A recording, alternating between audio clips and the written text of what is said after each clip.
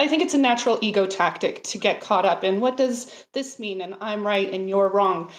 But beneath all that noise is the truth. There are healing principles that are universal. If you're attracted to the course, you can use these and use them for healing. So I wanted to create a book that just helped people get past the noise around the course and just use the course.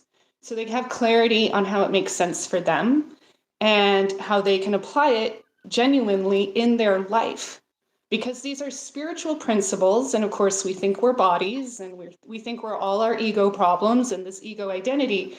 So we really need that help, reaching above the battleground and Right. going and applying these spiritual principles.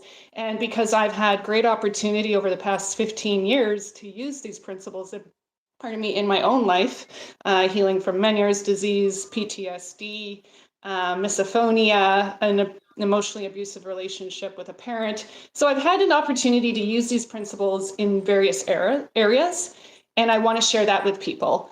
So that's the heart of the book. So I'm very excited about it. Um, and as you said, very important work. Uh, Yeah, the course is filled with great concepts, but concepts aren't helpful unless yeah, you're applying them in your life.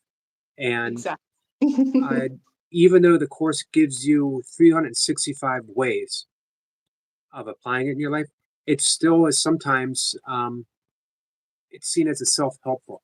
I might get Yeah, some useful information, um, but it needs to be, where the rubber meets the road, boots on the ground, yeah, um, getting in the nitty gritty of the work that we're supposed to do. exactly. 100%. Yeah. Yeah, because I was actually reading a section of the course this morning, kind of prepping my mind for our conversation today. And, there's a part of it where Jesus is speaking to that our problems look different. They look unique, they look special. Everyone's problems are different. But beneath that is the same one problem that the course speaks to, where you think you separated from God. But in the ego's illusion, that one issue manifests in so many differing ways. And so the course does speak a lot to not being deceived. Don't get deceived. Don't fall into the ego's deception that your problem is special, that it's unique, that you're the only one. And essentially, you're being warned against that so you don't make it your identity. It's part of your learning if you use it with the Holy Spirit. It's not meant to hold you down. It's actually meant to be used for correction so you come to remember who you truly are. Right. So, I think that's important for us not to get deceived no matter how our problems show up. We could literally, and we have, drive ourselves crazy trying to address every single individual problem, like trying to put out multiple little fires while a large fire burns behind them. Um, Yeah. but if we went right to the source, right to that big problem, Yeah. um, how would that be different for us? Yeah. I mean, well, and there's a course lesson, the truth will correct all errors in my mind. All of your problems, how they've manifested physically, are essentially beginning in your mind. Your mind is the cause. And, the course is very clear. There's one problem, you think you left God. There's one solution, which is known as the atonement principle. You never left God. I always encourage people not to be deceived by the simplicity of that, because this is the mind that we're talking about. And so, it's just up to us. We don't know all the details. That's why we have our higher self, the Holy Spirit, to help us. But we can choose to go, well, I don't have to be deceived by this issue. I can start to, even though I can tend to my physical needs and my comfort, I can also remember at the level of the mind the one problem that needs to be corrected, which is that I think I left God. And so I accept the atonement for myself that I never actually left God. We could say that when we start addressing the one problem, that Yeah. those we're often given the solution Yeah. for Isn't the that for true? this. So when we go to the level of the mind, uh, then the level of form is also taken care of. We're never left without guidance if we seek it in the right place, right? Exactly. Exactly. The answer was placed in your mind as we're taught in the course. And that answer is the Holy Spirit, your higher self, that link, that liaison to the truth. Yeah. And with your own case,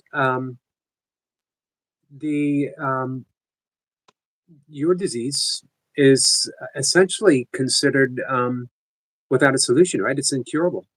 Yeah, yeah. Meniere's disease was known to be incurable. The one solution, if someone really wanted to remedy it, would be to destroy the inner ear. Oh, wow. Yeah, and I was like, when I read that, I was like, destruction is not healing. No, not in any sense. Yeah, I don't jive that way. Um, was that presented to you as an option? No, it wasn't. I actually healed. I had my spiritual healing using true forgiveness and using Gary Renard's healing meditation on page 79 of Love Has Forgotten No One. Those were the two processes I used for almost 2 months, which led to my healing experience. It was actually 2 years after that that I was diagnosed with having had Meniere's disease. So what led me, to turn to the Holy Spirit, well, I'm an ACIM student, and that's how I roll, but was also, I wasn't getting any answers. I had seen 6 doctors who just said, you just have vertigo, but it was really extreme. It was really, really long. So I was like, there's a little more going on here. So I just did my ACIM work. I chose not to be deceived by the form of the problem. And so I did my work and I had that healing experience. But 2 years later, I was invited to an event with a friend of mine, and he was hosting Lee Carroll, who is the Hay House author who writes the Cryon materials. So Lee Carroll channels Cryon. And after the event, I got the opportunity to have dinner with Lee Carroll and his wife and a few of the people from the team.